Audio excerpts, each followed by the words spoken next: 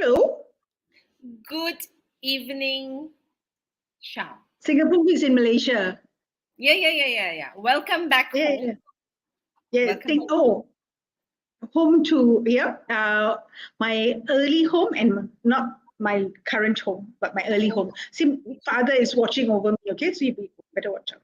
So it's home. Your father only asked me to remind you. Just remember your grounds. Okay, you're back home. Yeah, when it serves me well, I remember it. Okay, we have always served you well, which is why you have had such a good life. I've come back. Yes. Good afternoon, Mother. Good evening, Mother. Good evening, Sham. We're matching in color today.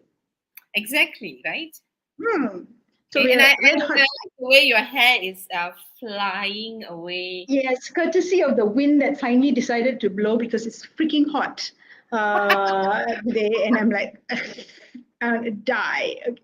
But we need to bring our guest on, so I am going to do the introduction and introduce our guest Sharma Kumari, so that we can bring her on. Don't bring her on yet, okay? Okay, all right. Now Sharma has a very interesting. I was looking at her LinkedIn profile, right? And if you haven't looked at her LinkedIn profile, you need to go look at it, right? It's very interesting career. Okay, there's the before and then there's the after. Okay, so there's the before, which was in corporate, and corporate also is very colorful. I didn't know she was a news anchor. Did you know that she's a news anchor with RTM? Okay, I didn't know that. Yeah, okay, so that was new for me, right?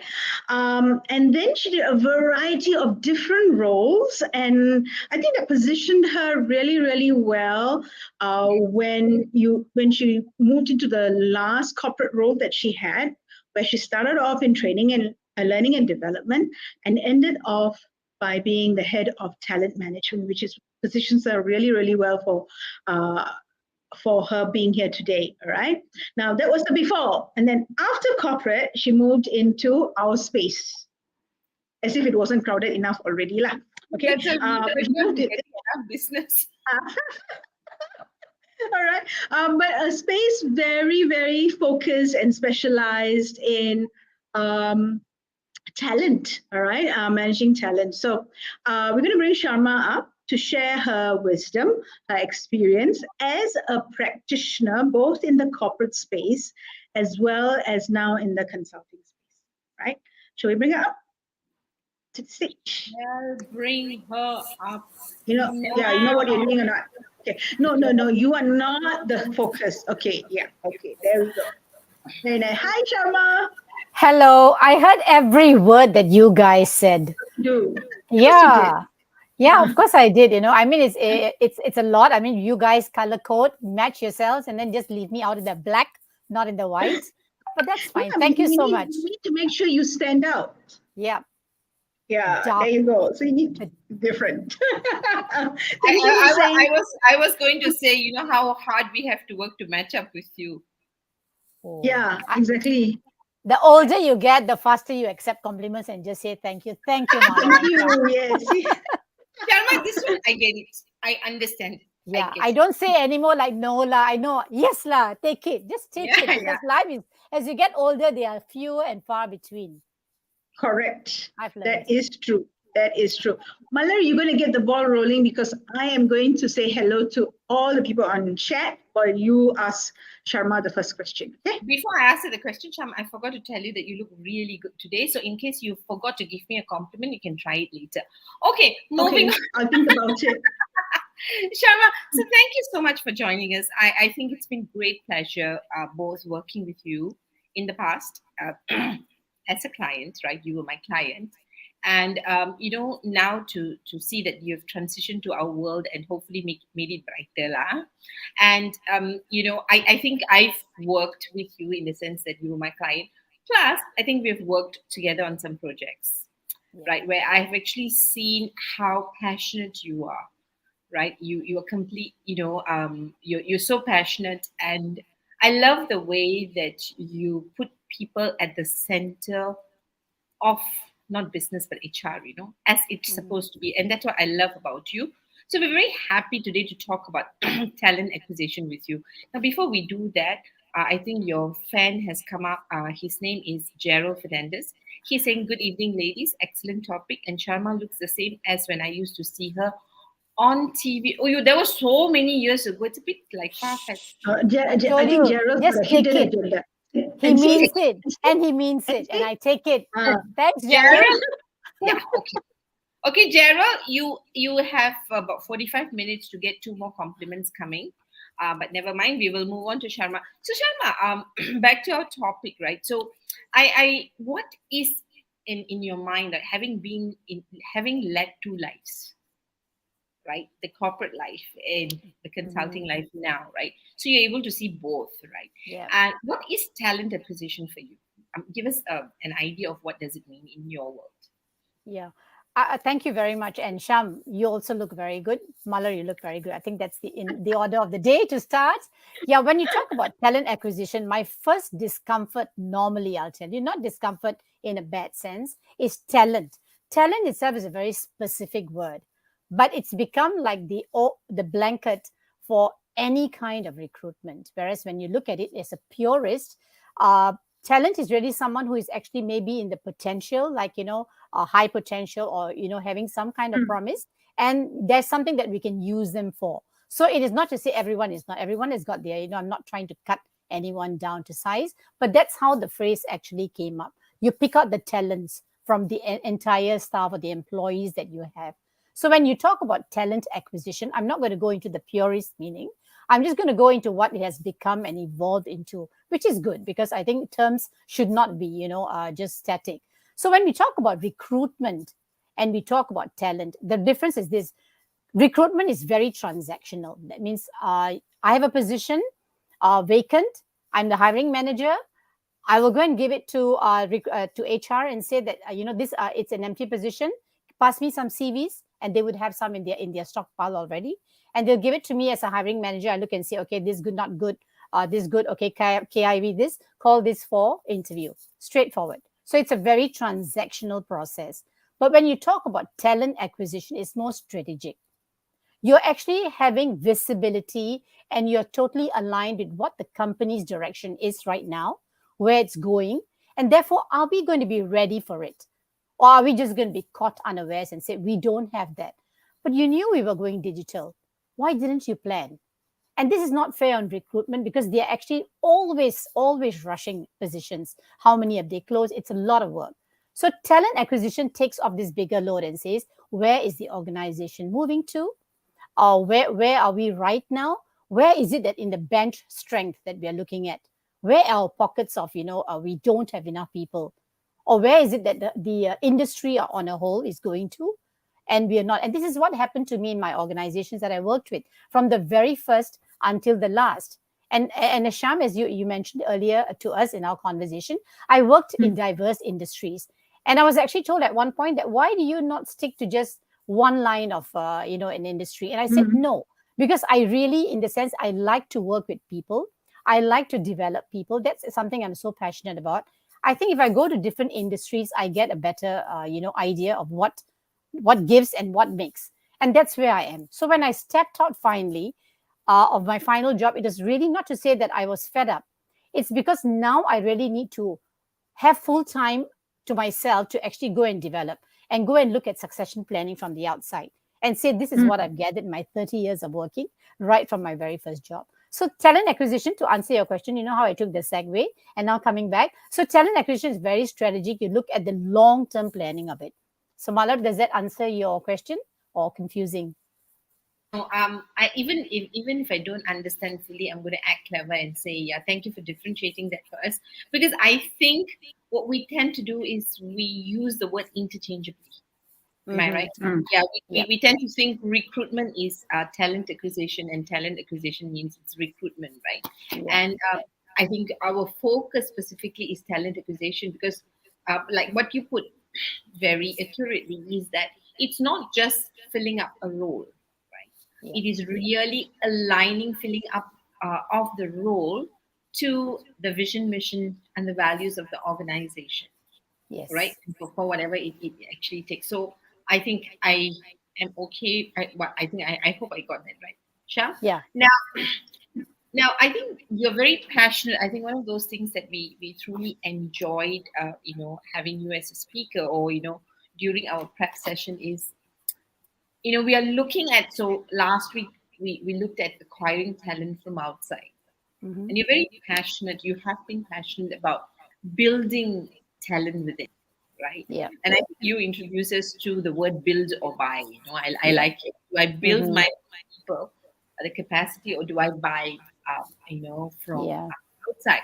So tell us, how do we make the choice? Because I think while we talk about retention, and we talk about why it's important to groom our own people, have growth within the organization, right? Mm-hmm. We are still always saying that there is not enough talent within the organization, and looking Mm-hmm. out, and even outside we say there's not enough talent for us to Yeah. acquire. So tell us, how do we make the choice? If I'm within an organization, how do I know, do I build or do I buy? Okay. It's fairly simple. If I need to make a dish, and the dish is, let's say, dal, sambar dal, and I have no dal at home, can I build it? I need to Mm, buy it. So therein mm, lies the answer as a first point. That means if we don't have something, we go out and buy it. mm, But if we have something, we go ahead and just build on it, or build it further, right? Or use it.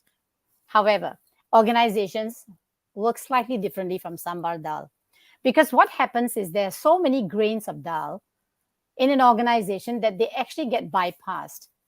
And sometimes someone is actually sitting there and screaming and saying, I'm fed up with my role. I've been in this role for 4 years. Last time it's up to 20 years. You could be sitting in the same department. You're getting worn out. And people are not looking at you to develop you in a different way. Because if you're in finance, remain in finance forever, forgetting that people are actually multi-talented and they have a lot of competencies and capacities in different ways. So this is where you decide if you want to build or buy. What is your organization strategy? Do you believe in investing in your people and developing them? Do you believe in moving them? But also the other question is there an urgency in this particular, let's say, project, that you need to get someone? Because there's an urgency. Let's say you managed to wing a big project, and the timelines of that is 6 months or 8 months, and you said, let's go and build somebody in the organization. That's going to take a bit of time, because your client has just given you 6 to 8 months, and it's a huge project. That's when you might just buy from outside, because the urgency, so that's a term, the urgency is there. So you go buy someone ready made, let's do it. So you go and get Grab and say, just buy the dal and come back, because I don't have time to cook it. So the same thing, that's the same thing you'll do, you'll buy it. But at the same time, it's important to also look that we came in this situation and we had to pay top dollar to buy someone because we were desperate. How can we avoid that? That's a strategic question. So how Mm. do we actually plan our talent and say, like, now this is where, when you talk about segmentalizing them, are they in the critical areas? Can they do the core roles, or are they in the strategic areas, or are they in the operational transactional areas? So when you segmentalize them, you begin to know that, okay, this person, Sham, is actually very, very good in this particular thing. She always is able to think about policy. She's able to connect the dots very well. She's been in this area for so long. Can we bring her out? And can we use her in that strategic areas where we want to plan, do visioning and things like that? So this is where then you say, okay, Sham, you have to talk to the person. Would you be interested to come into this new role?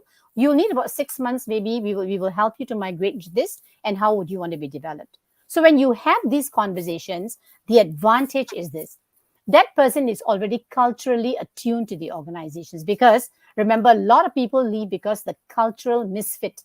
That reason is something that I can't take it. The values are different. I can't take it. If I think the workplace is made up of one kind of people that, don't want to be, they're very rigid, I may not want to fit in. So we always go by the values of a place.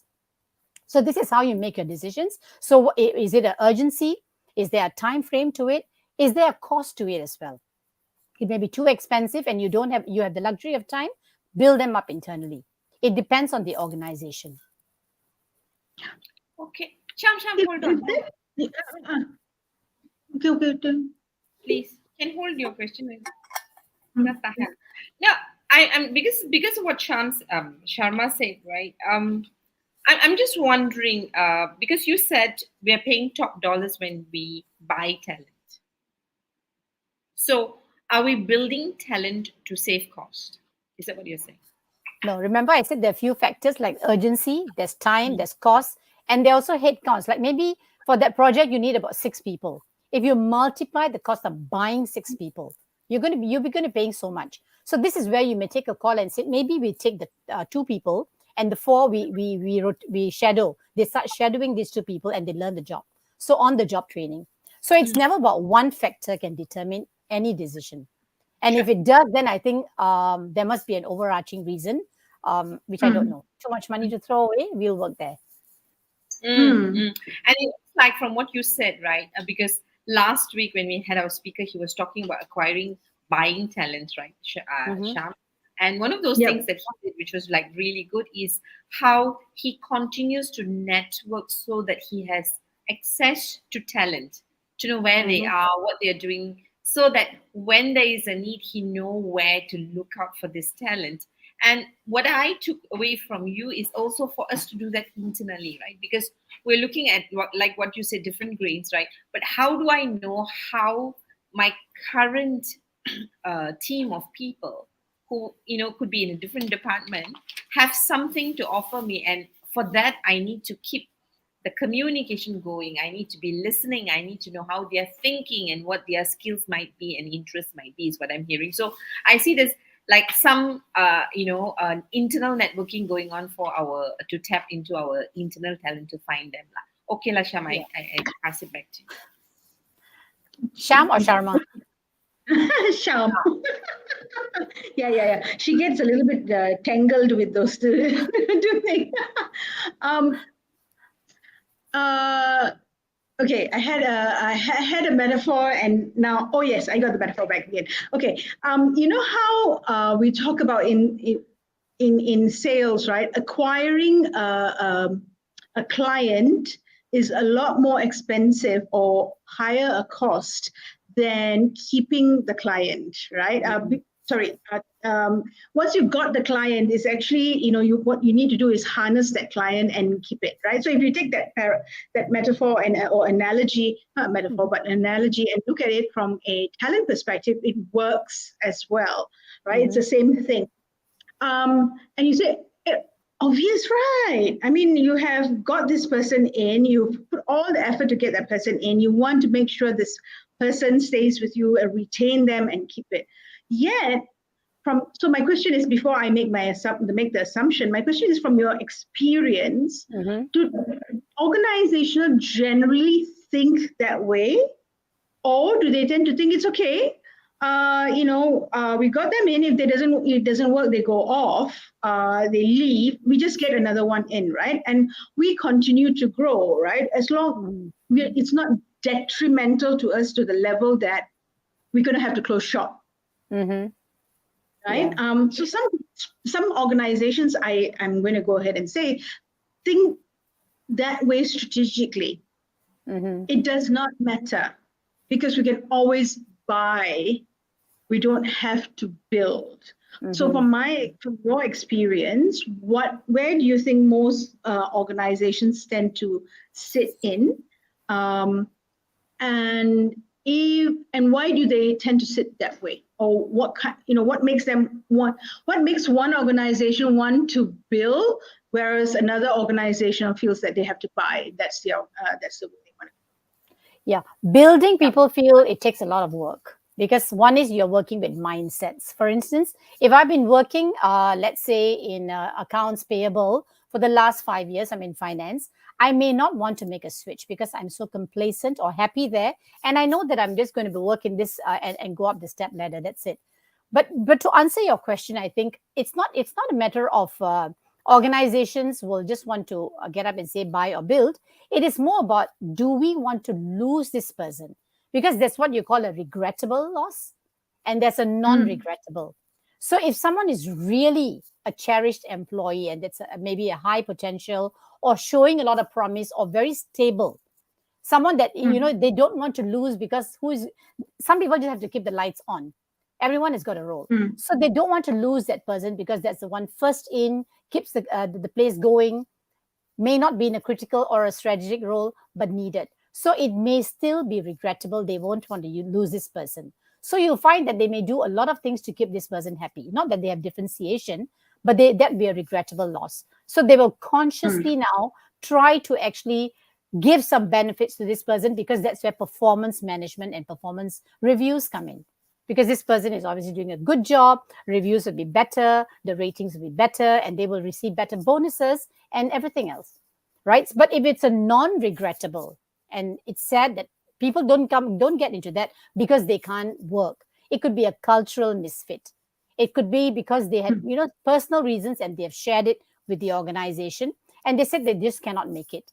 They will not be able to. And that's not to say not regrettable, but in the sense that we understand what the person is going through. So it's more a matter of regrettable or non-regrettable rather than buying and building and random. It's not like maybe I made it sound like it's not like a stock market to say, okay, buy or build. No. So it's really a matter of the reasons that I want to buy something is every organization, especially if it's financially driven, they will definitely want to be savvy with their money. Financial savviness is important. So they have to justify even to the shareholders, internal, external, or even it's a private company. Everyone will need to justify. I didn't just spend and keep spending when I had someone internal. But I think if I might just digress and go a little bit into this buy and build, which is a very interesting thing, is, as I said earlier, a lot of people internally, sometimes they don't, the organizations do not even have this structure where they talk to them and ask them, what are your plans? It's like performance review is done. Nowadays it's done more frequently. Of course, people have these check-ins and things like that. But when it's done, it's more a matter what have you achieved, the KPI driven and things like that. And even when they have the feedback one, it's like having the chat over coffee. But how often is it actually said, like, would you like to do something differently? And the reason a lot of organizations don't do is because of the stability of that particular function or area. Imagine if you leave and then now they've, in fact, this particular organization that I was talking to, and they don't even allow rotation. Rotation, you can just go for maybe 3 months. They don't even allow that. The simple reason that they want the stability and, nothing to rock that particular function. Everyone should remain where they are. Now, that's not a very good way. When you talk about building, that's zero build. Whatever I'm doing for 1 year, year one, I'm doing it until year 20. Now, either I have to be really resigned to the fact that I'm happy about that, or I'll just go elsewhere where I think that I can be challenged if I'm more adventurous. So this buy build thing is a very, it's a dicey thing. It's not straightforward because there are a lot of factors that come into it. Yep. So going by what you mentioned, right? Regrettable, non-regrettable. You talked about earlier on, how talent needs to be let's redefine or revisit what talent really means, right? And you connected that to high potential. Yeah. And we, at one point in time, I remember high potential, high pulse was the term, the trend, the term of the year or the decade, right? Now it's talent. How do leaders spot talent? So I'm not talking about HR. I'm not talking about talent management, talent development. But if I'm a leader in a function and I've got a group of people, right? And I don't want to jeopardize my group, but at the same time, I don't want my people to leave, right? How do I spot the talent, right? How do I spot the talent what do I see? What do I look out for? What are things that I will be hearing to say, that's a potential that I want to, delve a little bit more. Yeah. I like when you said that this is not so HR, but let me tell you, talent management actually is strategic, which means it's the entire organization. So talent management sets the agenda and says that high potentials should be picked up. Those are showing promise so that they don't get frustrated. It's just like someone who is raring to go and then gets frustrated because no one's noticing me, no one's developing me, no one's moving me. And what's going to happen? They are taken by the next organization. So here, when you talk about talent management, they are setting this agenda and talking to all the leaders and the function heads and all of them, and giving them a structure and saying, this is what you need to look out for. Because if you are not around tomorrow, do you have 2 people at least who can come in your position? So that's where you start identifying successes, which are, again, they have to be showing promise or potential. So whether they are mid to high, or maybe they have gaps, but you know that they have the promise that they can develop themselves because they've shown that learning agility, they've shown the curiosity, they've shown the stretch.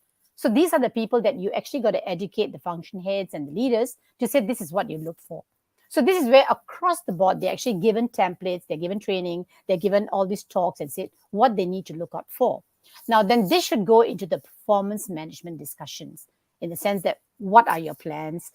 Just the check-ins, even in the sense that would you like to do something different? It's not that you're offering them sometimes, but you need to know, because if something comes up, this is where the build comes up, because someone is actually shown, and then as the hiring manager or as the leader, you would actually know where this person is actually good at the competency.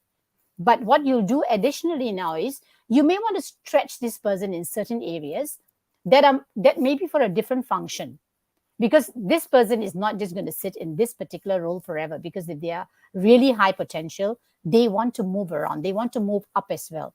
So a good leader of theirs will definitely want to put them through this stretch and say, would you like to do 2 days of a week if now I send you to Muller's area because she's now handling this particular area, it will help you. And a person who is normally showing promise of high potential will say, yes, that's something I'd really cherish. Because it's like, I don't want to do the same old. So this is where when you talk about how do you actually pick out who are high potentials, the first thing is we differentiate between high performance and high potential.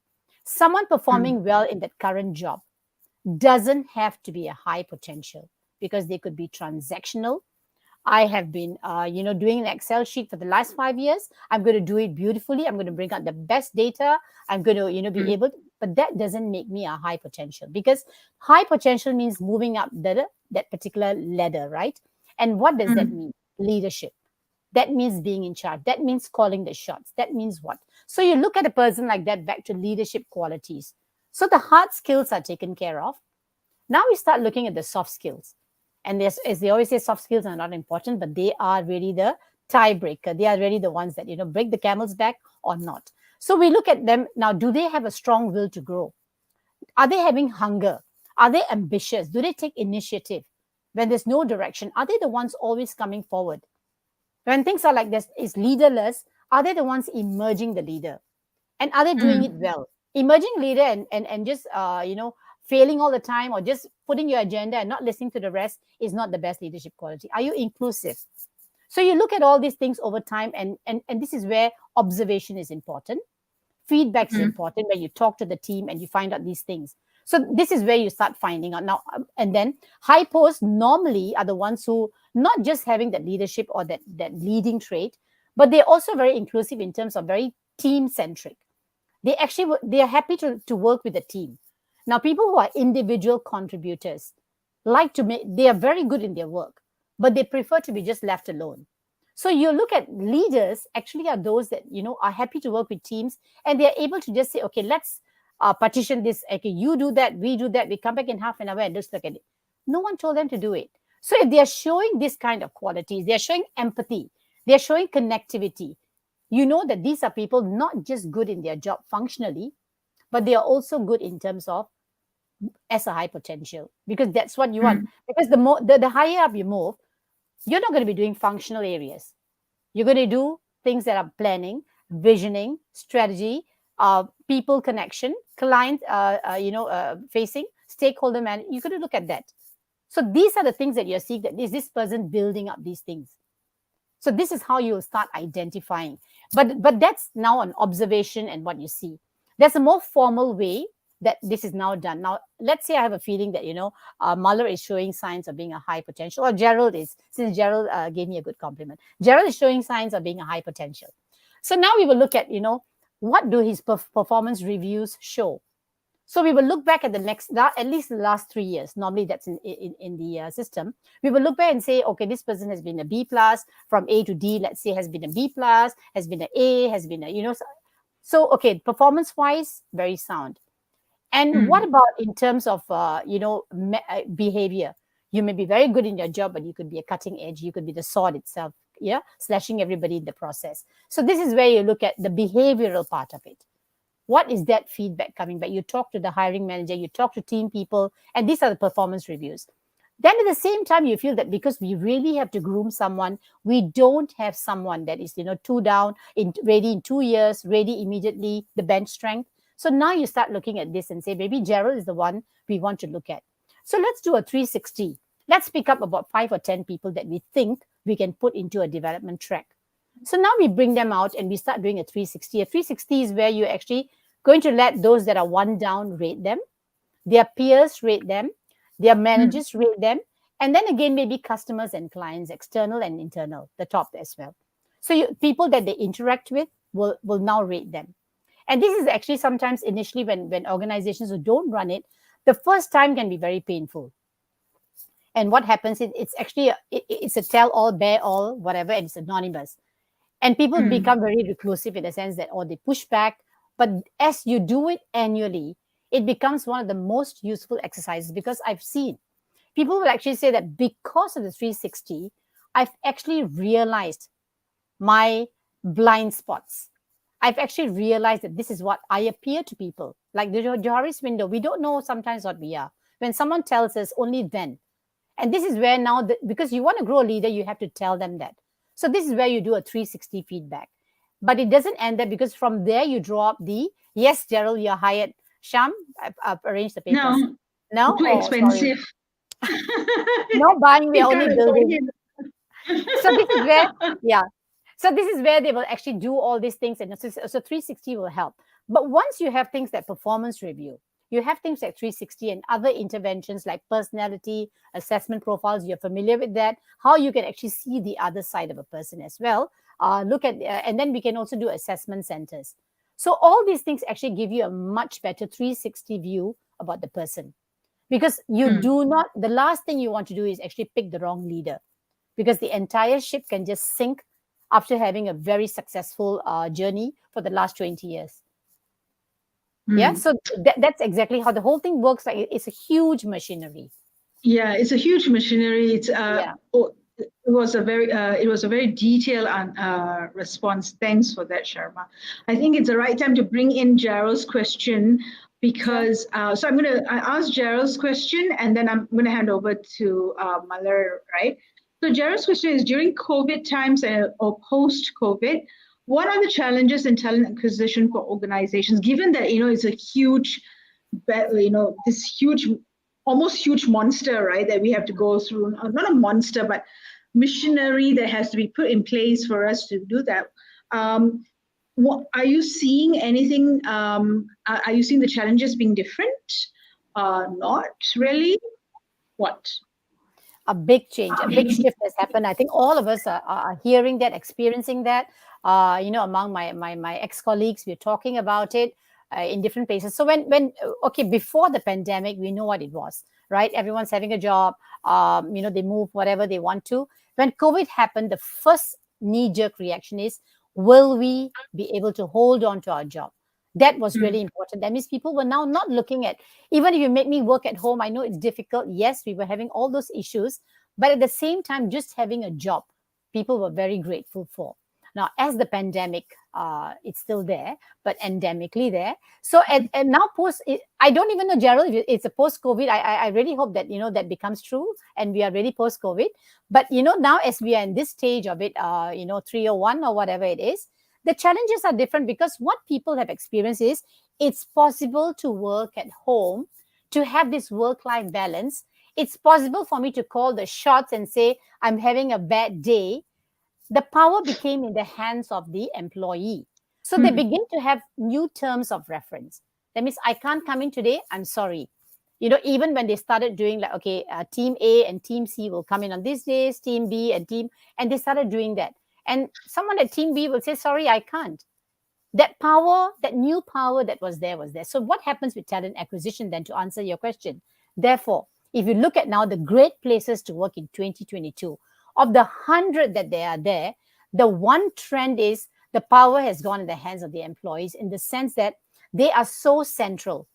It's become very employee-centric, not that it wasn't before.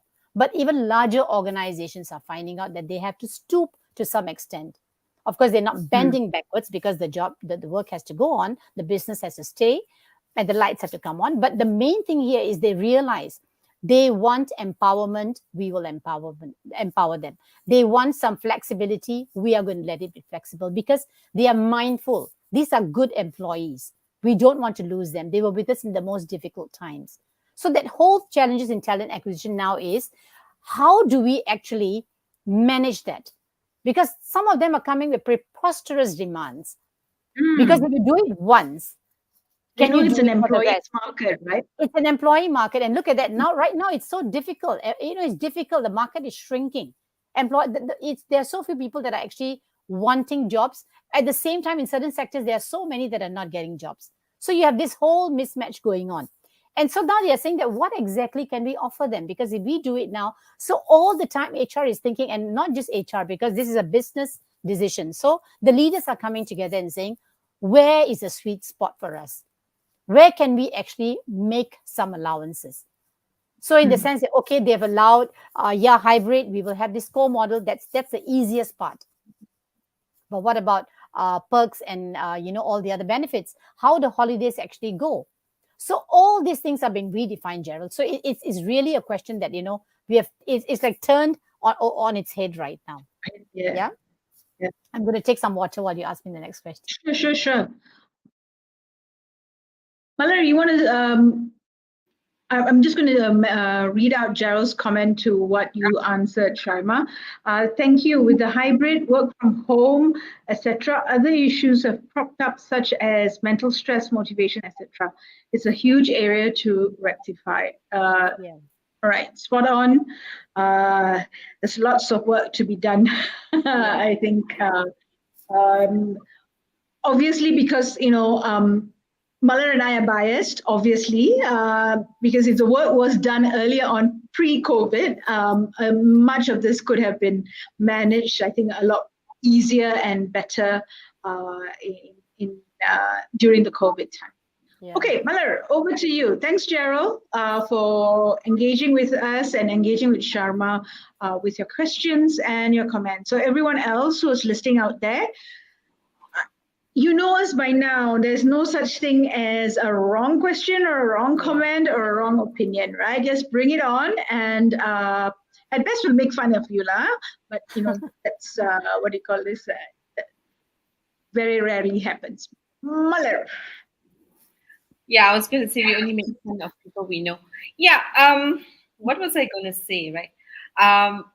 One of those things I realized from what Sharma was saying when she was answering Gerald's question is this, right? During the pandemic, I had two types of requests for managers, right? Like one group of managers who are actually really happy with the new way of working because they get it, right? And then there's another group, they're saying, we're not sure what we need to do to make it work, right? And for me, the major difference when I worked with these two groups is that the managers or the leaders who who felt that I like this, working from home, and they didn't have trust issues, is because they had already built a very strong foundation in terms of relationship already pre-pandemic. It was an ongoing thing. Whereas I think for the managers who didn't have a relationship, and you're at work, everybody is there, there's a system running. When these people started working from home, these managers had problems because they had no connection, no rapport, right? And they didn't know how do you jumpstart. They thought they can continue the way it used to be when they were working, together, but it wasn't working anymore, right? So from what you were actually saying is that pre-post, I think relationships are really, really very important. And I'm sure you would agree with me that in identifying talent, we need to really watch what people are good at, right? So while we have the desire to build talent, you need to look, you need to hear, you need to look out for evidences that they are talented and they are high potential. But while our intentions are noble, right? What are some traps that you think you see, people falling into, organizations or leaders falling into in building talent? The traps are definitely there. It's like when You said when they're building talent, is it? Yeah, The building trap in talent. building talents. So building is something that, when you build, it's all internal, right? So the good part is they will know the culture, they have experience, but at the same time, you know how that sluggishness and complacency comes in. It's Mm, same old, because you're the mm, jago kampong and you want to mm, remain the jago kampong. And this is mm, where there's lack of diversity of ideas. You don't want to think further.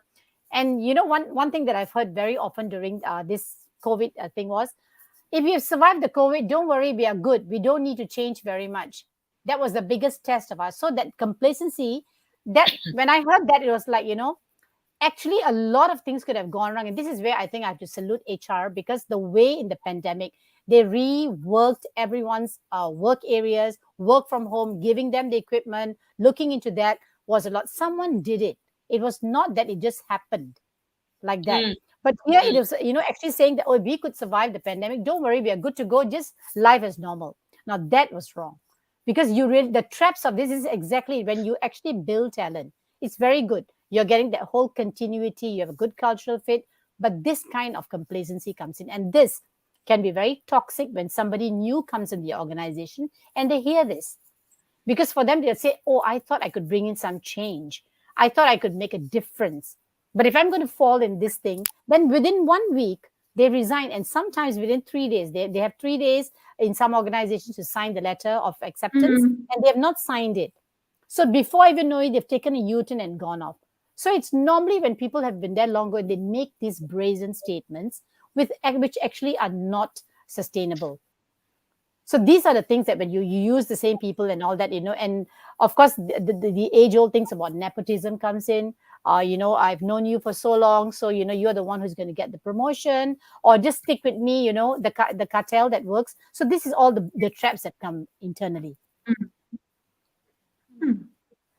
And do you see any where we get maybe biased towards either some skill or age group that we tend to be biased towards to think of as as talent? Because whenever I am called to work with organizations, Shama, you need to tell me, this is like a question that's popping up for me right now, right? Whenever we talk about talent or talent development work, right? Very often, Mhm. I find that we tend to think the talent is either young graduates, generally Mm. the young people. I have not really, no, actually, I have one client, only one client. When they talk about talent, they look at people as people. Doesn't matter your age, doesn't matter where your experience, how experienced you are within the organization. Then they have talent of at different levels of within the organization. So, do you see in your experience, because you would have worked with a lot more, clients, Mhm. right? Do you see that sometimes that our biasness can be a trap? And if it is, what are we biased towards? Yeah, that's actually a very good observation. I faced it myself. Yeah, I faced it because I've been in an organization where, even though I was leading a team, the younger ones, above me, and I don't mind. My boss I'm reporting to is younger than me. I don't have that. But what happens? Someone from outside looking in will say, like, oh, are you sure you can do this? Are you sure? And always a condescending remarks that come. What do you mean that? Am I sure? Am I not doing it? It's like someone who doesn't know me will say something like that. So, but not just, it's not about me alone. So this ageism kind of things that come in, and things like that. And it's a really, really something sad, because I have done so much of work in terms of looking at talent, assessing them. And now when I do my assessment centers, I actually I go to so many places. I work with so many organizations that we are looking at them. And age is not the determinant, because really, when you talk about it, it's your mindset. And someone who says that I can do this, like for instance, I had this particular candidate, and he was shortlisted for a position, a promotion. But that organization was really good because they wanted to put them through an assessment center for all the candidates, so that they all got the same benchmarking and they will be assessed, the same way. And this person came in and he was younger, and so thought that he would be the one who'll make it, because the others were somewhat a little bit older. So even the way that he was presenting, it was like, surefire, this is mine. And what happens? Now we are assessing you for behavior. the precision of the facts that you're giving us in that little assessments, half-day assessment center is not so important. You get your statistics wrong, it's fine, because you only have 15 minutes to prepare a particular simulation, let's say. What was coming across was his behavior. Like, I can just wing it like that, or I could do it, or I know that. But the presentations were so lame. He did not even for a start know what is strategic. When he had to do a whole business case simulation, he started off just going into the minor details. And when we had the older people, they had very sound, very sound fundamentals, and they were able to do that and did that position. It's not about judging people for no reason. It is the position that they were applying for. What did it require? It required someone instantly able to categorize, segmentalize, strategize, and all that. And these people had it. But we also, the good thing is this, we told that person in the report, we just said that, this is where your strengths are, but these are what you need to work on. Now, credit to that person.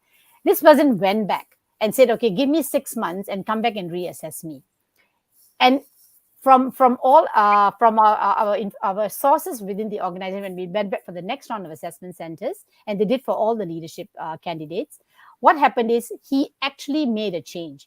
And we heard it from the hiring managers and also the colleagues, that he actually found out. He went around and said, tell me what's wrong with me. Tell me why can I. And he actually had, and that was a saving grace, because one is to have that attitude, but the other is to be open about it and say, okay, give it, because you care about your trajectory. You care about where you're going. You care about how people perceive you. And that assessment center made a big difference to him. So it's like, people do use this kind of things, Malar. It happens. This classifying, categorizing, stereotyping, unconscious bias. Carry on. Unconscious bias. Yeah. No, I stopped there. I mean, there's a whole basket of things there. Okay, so I'm got a follow-up question I want to ask, because it's related to what Malar asked, right? And then Malar, you can take it back, right? So you raised an important point that he used the feedback to help him become in that role, or to be considered as a high potential, right? I want to go back to what you mentioned earlier on. There's a difference. You said there's a difference between a high performer and a high potential. Yeah. Right. So if Sham, I'm a high performer. I do the Excels beautifully. I bring out the best in the Excels and I project it well.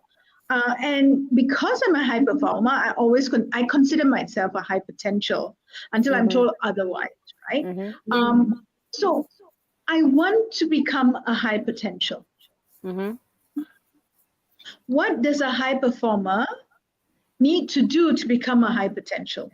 Because I'm sure there are a lot of high performers out there who want to get onto that track. They do not want to be on the technical track, right? They want to be in the they see themselves that way, and for some reason they wonder, they're clueless, or they get upset, or it annoys them that everybody, the leaders don't see them as high potential, right? And they get frustrated.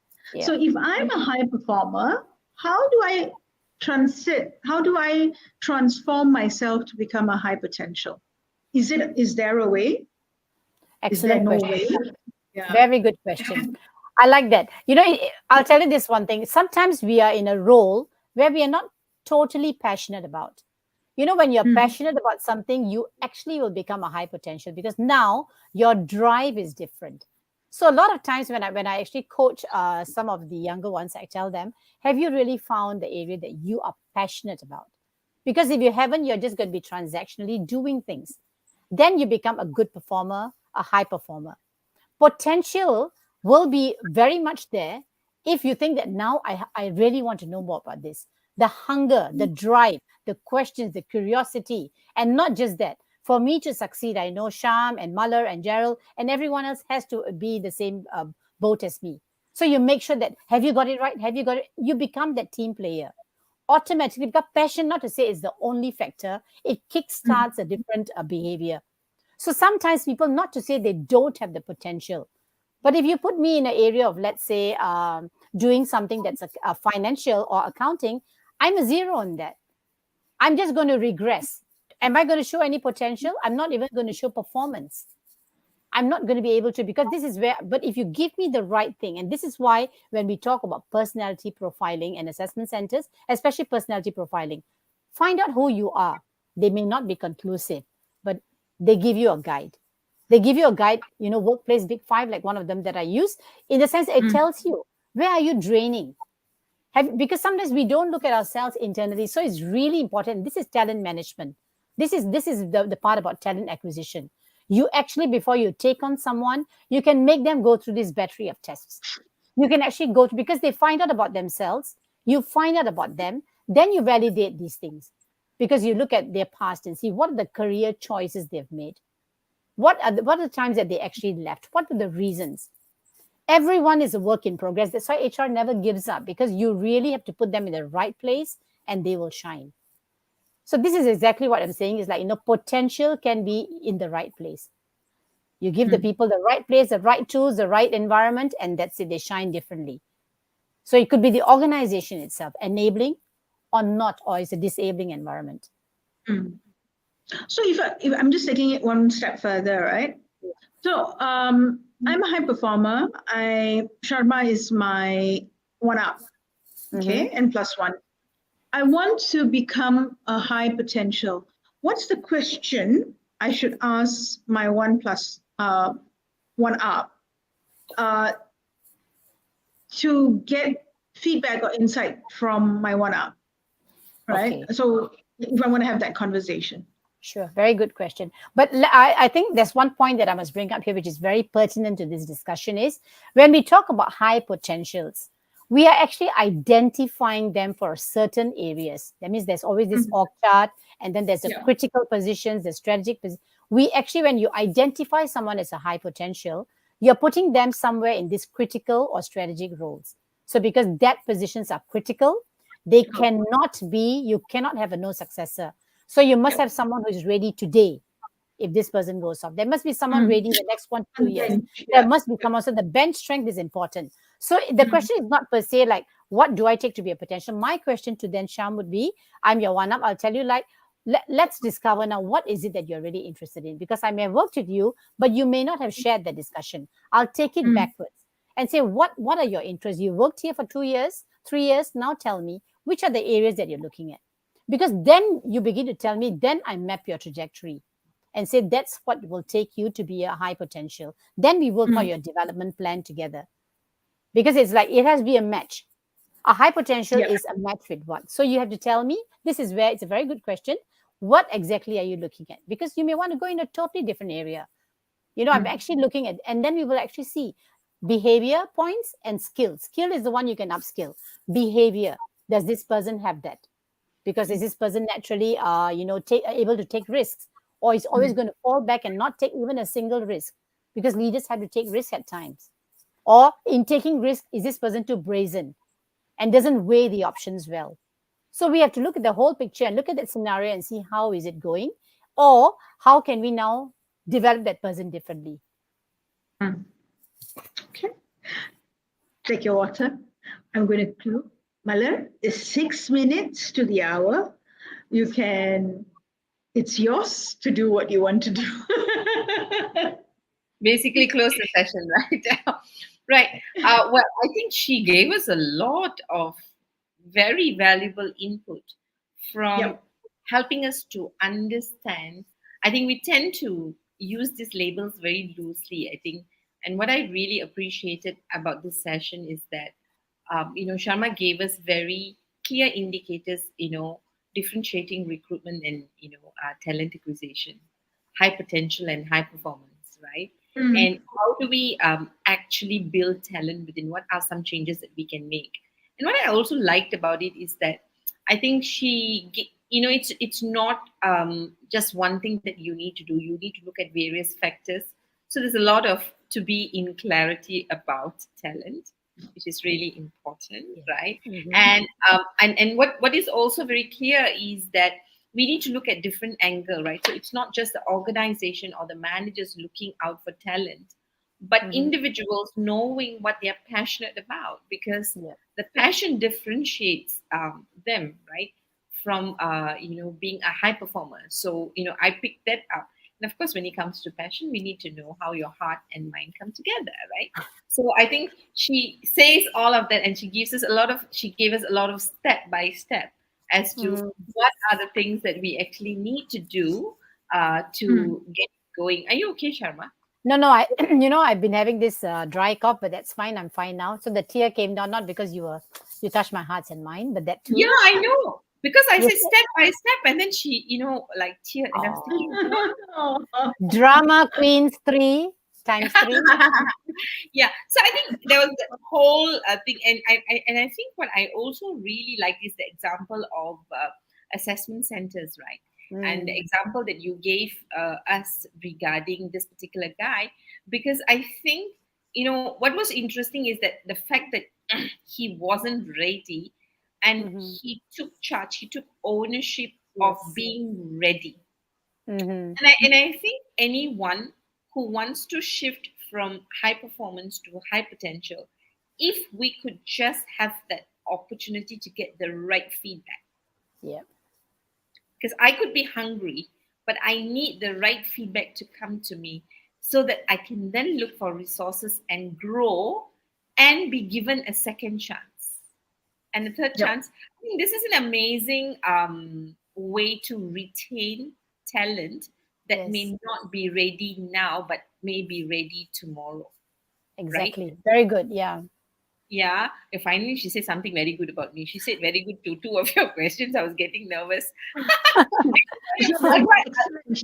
Excellent. Okay. Yeah, I know, but she said very good. Okay, I'm just coming. I am ready tomorrow, Sham. I'm not ready today. Okay, so I still have opportunity to improve.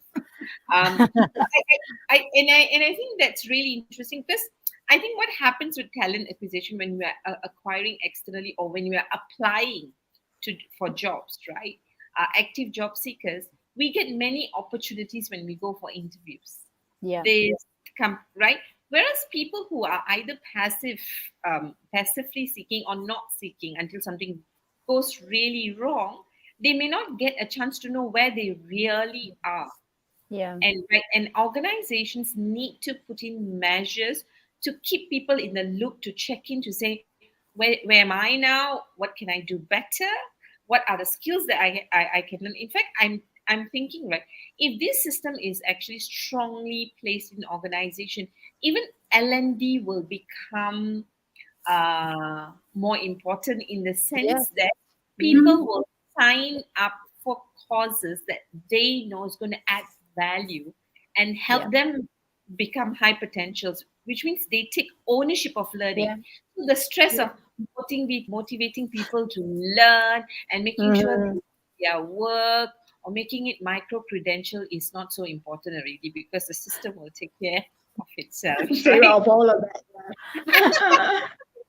I like what you said. I like Yeah. what you said. And then the choice of programs in development, either personal or professional development, would be more, people would be more mindful about, L&D would be more mindful about it, because sometimes, we still have a lot, there are a lot of organizations that are mindful already. I think, yet at the same time, there is, that level of growth to going in. I think my biggest takeaway from this is that as an individual, I can do something if I want to get into that high potential space. And I think that's very critical, very insightful, because we tend to say the leader should be doing this, or HR should be doing this. This is a HR space. This is if it's not HR, it's my leader's space. So if I'm not in a talent program, it's not my fault. It's my leader. I didn't get nominated by my leader. We all need to take responsibility for our development, I think, to a certain level. Yeah. Thank you so much for being here. Sorry, can I just say what? Because I like what both of you said. I just wanted to put in one line. In fact, now this is what the post-COVID thing is. There's what you call democratization of talent. So it's actually back in their hands to say, what you tell us what career path you want. Not to say you get it, but you must have an idea. How often do employees think about their path? And then what kind of career development do you want? What kind of training? What kind of learning do you want? So including micro credentials. Exactly. All right. And for those of you who are in Malaysia, you know exactly what we're talking about when we say micro credentialing and what we are referring to. And we'll leave it at that. Thank you, Sharma, for giving us 1 hour of your day. I know you need to run because you've got something else on, so we're going to let you go. But thank you very much for sharing with us. Not just your experience, but your nuggets. I like the way you have crystallized some of those thoughts into, high performance and high potential, regrettable versus non-regrettable loss and things like that. So thank you for making the complex a little bit more simple for us to understand. And Thank so you, dear ladies. Yes, thank you for taking us step by step with the various contexts that we were talking about. I think the context was just simple, very, very clear. I mean, I feel I understand talent acquisition much better and building internal talent much better. So we know that now, where Sharma is, please find her, please connect with her and ask her all the questions that we didn't ask, but share the answers with us. With that, Sharma, would you like to say anything else before we say good night? I will just say it's such a pleasure to work with the two of you again. I mean, it's been some time, but really good, really, really good. I mean, it was so easy to connect. And I'm glad I was able to actually share the little bit that I think is important in this area. But you guys are doing amazing work. Keep it up. Thank you so much. And thank you to all those who are listening as well and your questions. Thank you, Sharma. So we'll let you go so that you can go for your hot dinner date. And while we do that and say goodbye to Sharma now. Okay. Goodbye. Oh, Sharma doesn't want to go. I made the technical error and blamed her for it. Okay, so that's nice. That was a lot of input. I don't know how I'm going to do the summary. So, Sham, you see, whenever you are in Malaysia, the kind of nuggets that we can take out is so much more. We need to do this more often. Anyway, no, we don't need to do that very often every week. So I'm giving you me in doses. Okay, Gerald, thank you for joining us. Yeah, Gerald. Nice. I don't know whether you're hired. We'll pass your CV to Sharma. All right. So, Sham, I think we should end this shortly. Is there any announcement that you want to make besides the fact that, please connect with us on LinkedIn. Most importantly, subscribe to our YouTube and Spotify. You can watch us or listen to us. With that, this is Malar signing off from Kuala Lumpur. And Sham from Singapore via Kuala Lumpur for this week. See you next week, same time, and a new link. And next week we have another speaker who to give us a different perspective or another perspective of talent acquisition. Bye, everyone.